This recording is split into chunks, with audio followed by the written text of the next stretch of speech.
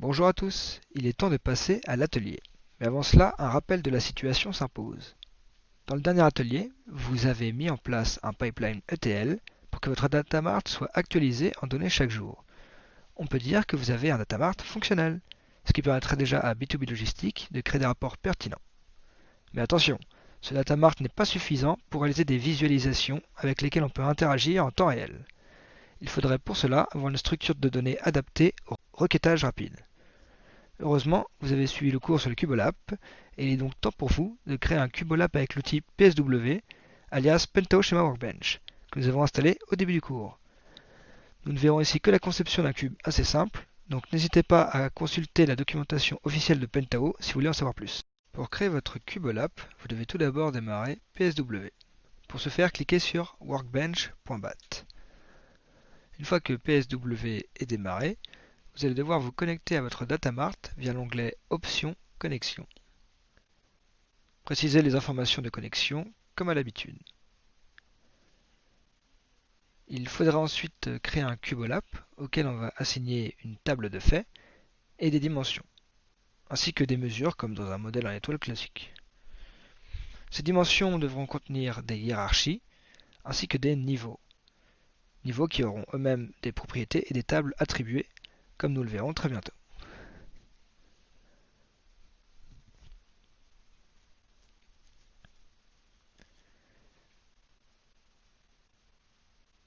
Avant de créer ce cube, on commence par créer un nouveau schéma. Nommez-le VanDatamart Schema.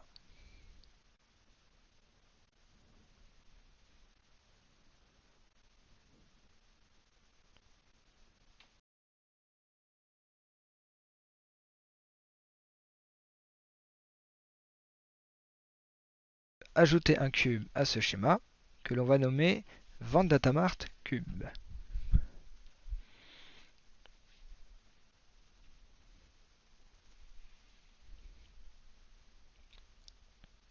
C'est dans ce cube que nous allons travailler. Ajoutons-lui une table d'effets. Ici vente.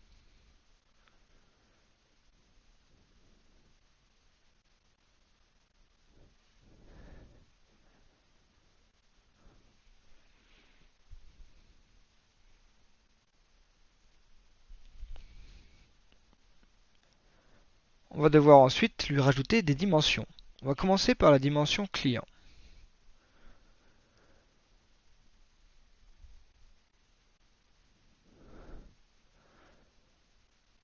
Cette dimension contient bien sûr une hiérarchie par défaut, que nous configurerons plus tard.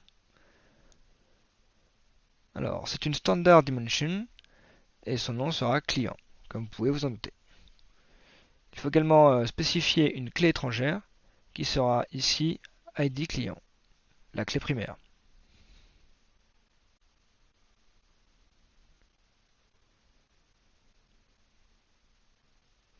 Pour que notre hiérarchie puisse fonctionner, il va falloir qu'on lui ajoute une table.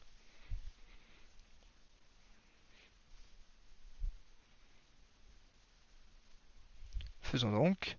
Ce sera la même table, toujours la table client.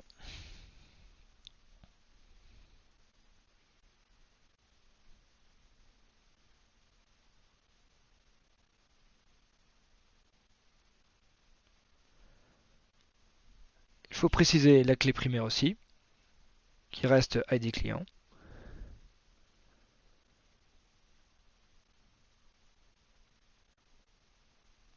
Et chaque hiérarchie doit au moins avoir un niveau, donc je vous invite à créer un niveau que vous allez nommer non client. C'est la première information que nous voulons utiliser dans nos visualisations. Précisez la colonne qu'il faut, son niveau, régular en l'occurrence, le type de la donnée, ici une simple string. Parfait. Vous avez bien un niveau pour votre hiérarchie. Vous pouvez la renommer. Ici, nous allons l'appeler non client, car il est bien plus pratique d'avoir des hiérarchies qui ont le même nom que leur level dans Pentao.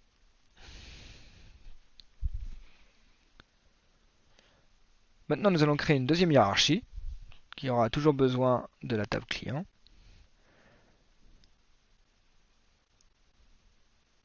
Cette fois-ci pour récupérer l'information pays. Sélectionnez la colonne, le type et les autres paramètres.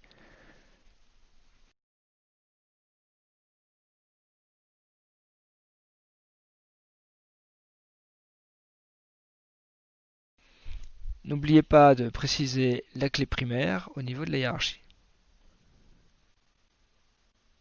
et de la renommer pays.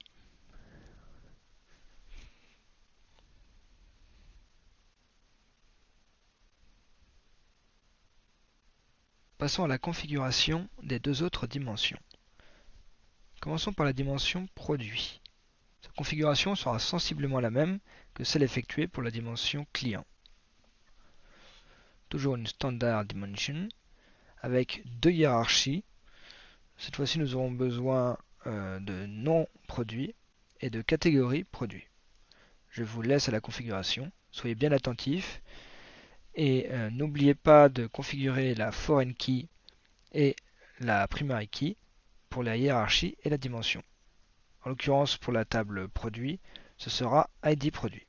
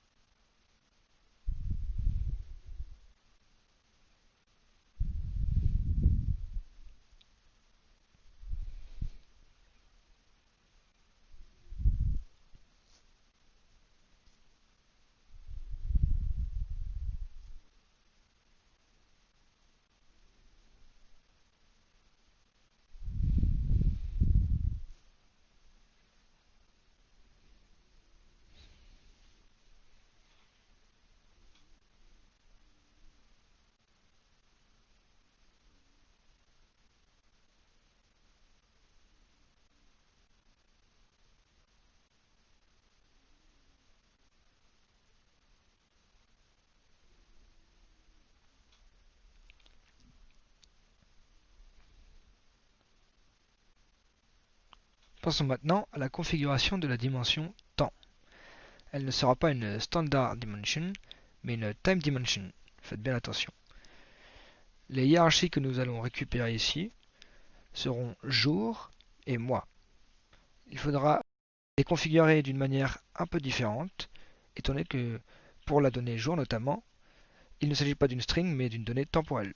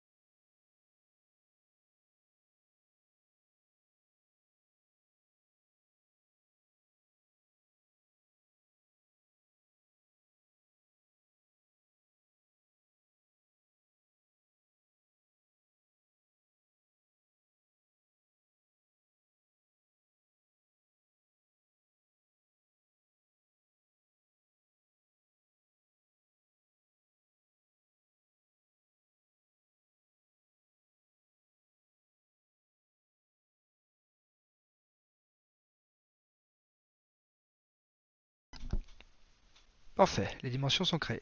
Maintenant qu'on a défini les dimensions à utiliser dans notre cube OLAP, on va rajouter nos mesures. En l'occurrence, les mesures quantité vente et montant vente. Commencez par les renommer.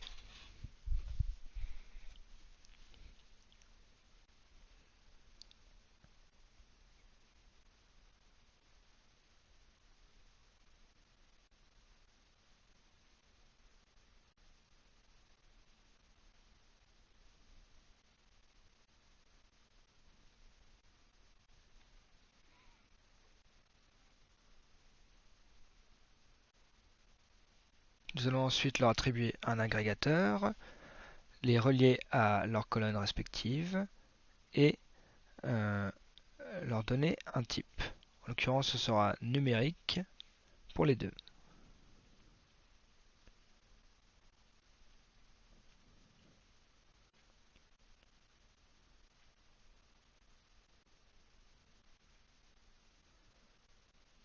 Pour la mesure montant-vente, nous allons également créer une chaîne de formatage pour que les données soient affichées différemment sur le serveur Pentao. Cette chaîne de formatage sera $, virgule, dièse, dièse, dièse. Pour que notre cube fonctionne à l'avenir sur le serveur Pentao, nous allons devoir préciser un schéma pour chaque occurrence de l'élément table, comme ceci. Il faudra le faire donc pour la table vente, mais aussi la table client, produit et temps.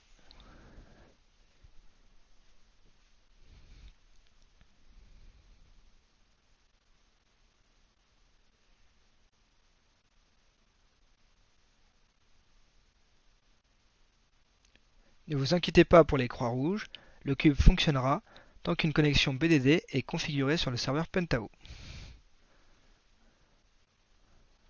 Votre cube est prêt, vous pouvez désormais l'enregistrer.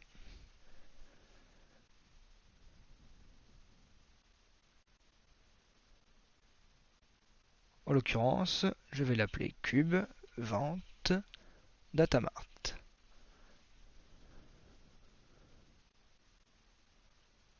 Parfait. Je vous donne rendez-vous au prochain atelier qui portera sur la configuration du serveur Pentao. Bye!